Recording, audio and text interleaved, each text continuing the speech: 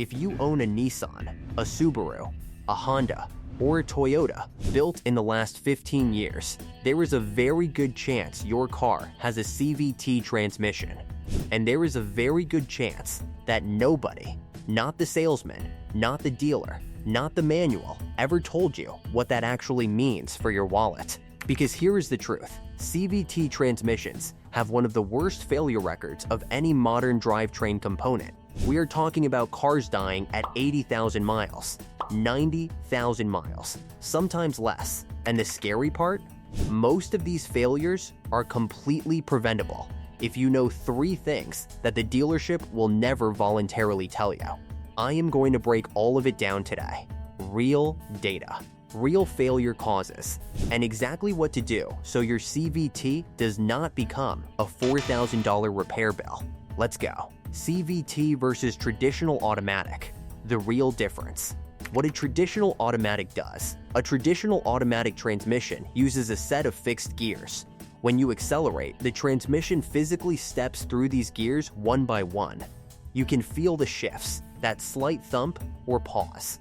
That is the gearbox changing from second to third, from third to fourth. These gear sets are made of hardened steel. They are engineered to handle massive torque, and they have been refined over 80+ years. The failure rate on a well-maintained traditional automatic is actually very low. What a CVT does instead, CVT, continuously variable transmission, has no fixed gears at all. Instead, it uses 2 cone-shaped pulleys connected by a steel belt or a push chain. As you accelerate, the pulleys change their diameter ratio continuously, giving you theoretically infinite gear ratios. The result is a smooth, seamless power delivery. No gear hunting. Better fuel economy on paper. That is why automakers love it. But here is the engineering problem nobody talks about. That belt or chain is under enormous, constant tension and friction stress all day, every day. Unlike a gear tooth that only meshes briefly, the CVT belt is always in contact, always flexing, always working. And when that belt starts to slip, stretch, or wear, the entire transmission becomes unreliable, fast. The real reason CVTs fail across all brands. Here is something the automotive industry does not advertise. CVT transmission complaints are spread across nearly every major brand that uses them. Honda, Subaru, Toyota, Mitsubishi, Jeep. The NHDSECA complaint database has documented CVT-related failures across all of them. This is not a one-brand problem. It is a technology-wide pattern. And when you look at the complaints across all these brands, the same root causes keep appearing, regardless of manufacturer. Let me walk you through them. Root cause 1 CVTs are being used in vehicles heavier than they were originally designed for. CVT technology was originally optimized for smaller, lighter vehicles where fuel economy benefits were greatest and torque demands were modest. As automakers expanded CVTs into crossovers, SUVs, and larger sedans to save on fuel economy ratings, the same basic transmission architecture was pushed into vehicles generating significantly more torque and weight load. The thermal and mechanical stress margins shrink considerably. Root cause 2. Fluid change intervals across all brands are set by marketing logic, not engineering reality. When a manufacturer publishes a 60,000 or 90,000 mile CVT fluid interval, or worse, declares it a lifetime fill, that decision goes through a marketing filter. Long service intervals make a vehicle appear lower maintenance and cheaper to own. But CVT fluid's friction modifiers degrade under the constant belt pulley contact stress, far faster than engineers would ideally like. The gap between official interval and actual engineering need is wide and consistent across brands. Root cause 3. CVT cooling is often inadequate for real-world driving. Most CVT failures accelerate dramatically when fluid overheats. Sustained highway driving at speed, stop-and-go city traffic, driving in hot climates, or any towing load generates heat faster than many CVT cooling systems were designed to handle under prolonged use. Once fluid breaks down thermally, belt slippage begins, and the failure cascade starts. The result across all brands is the same. Owners who follow the official maintenance schedule drive normally and still end up facing a $3,000 to $5,000 repair before they ever expected it. How CVT belt and chain wear actually happens. Let me walk you through exactly what is happening inside your CVT as it wears. Stage 1. Normal operation. The steel push belt runs between two variable diameter pulleys. The pulleys squeeze the belt using hydraulic clamping force. This clamping is what transmits power. There is no mechanical lock. It is all friction dependent. Stage 2. Fluid degradation begins. CVT fluid is not regular transmission fluid. It is a precisely engineered lubricant with specific friction modifiers that maintain the correct coefficient of friction between the belt and pulley faces.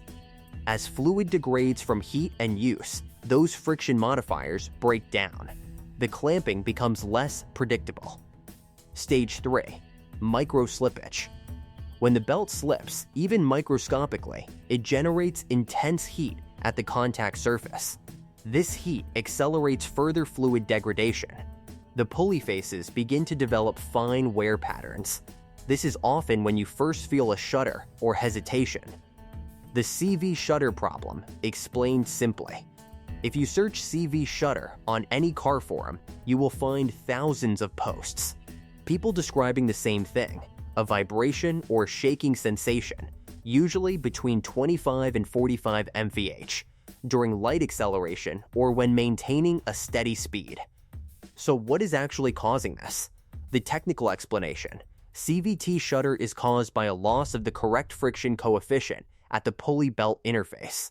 The steel belt is designed to transmit torque through controlled friction.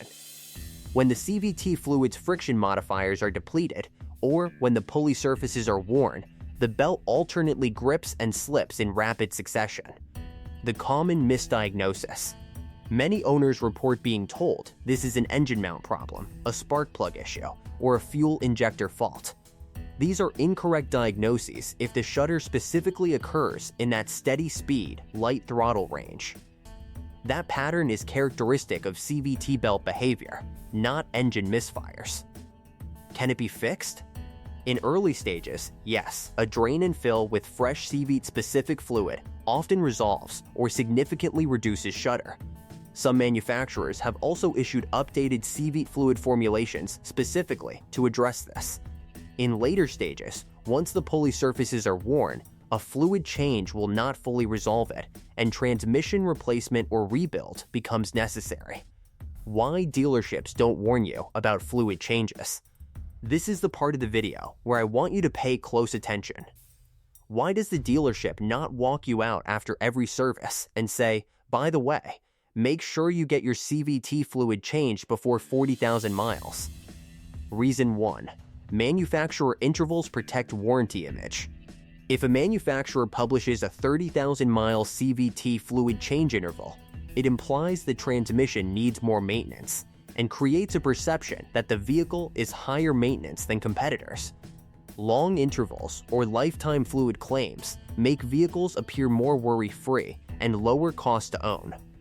Marketing, not engineering, drives these intervals. Reason 2. Out-of-warranty failures are not the dealer's problem. Most CVT failures occur after the factory warranty expires. Once that happens, the financial pain lands entirely on the owner. The dealer then profits from the repair. There is no structural incentive to prevent post-warranty failures. Reason 3. Service writers are not transmission engineers. The person scheduling your oil change is working from a manufacturer-supplied maintenance schedule. They follow what is on that sheet. They do not independently evaluate whether the intervals are conservative enough for your specific driving conditions. None of this is a conspiracy. It is just a misalignment of incentives, and you, the owner, are the one who needs to fill that information gap. How to extend your CVT life, specific habits. Here is what you can actually do, starting today, to significantly extend the life of your CVT1. Change your CVT fluid on an aggressive schedule. Do not wait for the manufacturer interval. Target 30,000, 40,000 miles maximum. Use only manufacturer-approved CVT fluid. Keep your receipts. 2. Warm up the vehicle briefly before hard acceleration. CVT fluid is thicker when cold and does not flow as efficiently to the belt and pulleys. Aggressive acceleration on a cold CVT puts elevated stress on the system. Allow 60-90 seconds of gentle driving before pushing it. 3. Avoid towing at or near the rated limit. CVT transmissions generate significant heat under sustained towing load. If your vehicle is CVT equipped, stay well below the maximum tow rating and consider adding an auxiliary transmission cooler if you tow regularly. 4. Avoid aggressive launch-style acceleration. Flooring the throttle from a stop causes momentary high-slip conditions on the CVT belt. This is fine occasionally, but repeated aggressive launches accelerate belt and pulley face wear significantly. 5. Use your parking brake on inclines. When parked on a hill, engage the parking brake before releasing the foot brake. This prevents the full weight of the vehicle from resting on the transmission park ball. 6. Monitor for early warning signs. Shudder between 25-45 emph, hesitation on acceleration, a whining noise, or slipping sensation are all early warning signs. Address them immediately with a fluid change. Do not ignore them hoping they go away. The CVT is not inherently a bad transmission. It does what it is designed to do, and it does it efficiently, but it needs a level of maintenance attention that most owners have never been told about. Change the fluid. Warm it up. Do not ignore the shudder. And if you are buying used, do your homework before you sign anything. If this video saved you from a $4,000 repair or helped you make a smarter used car decision, drop a comment below telling me what car you drive. I read all of them. Subscribe if you want more content like this. New video every week. I will see you in the next one.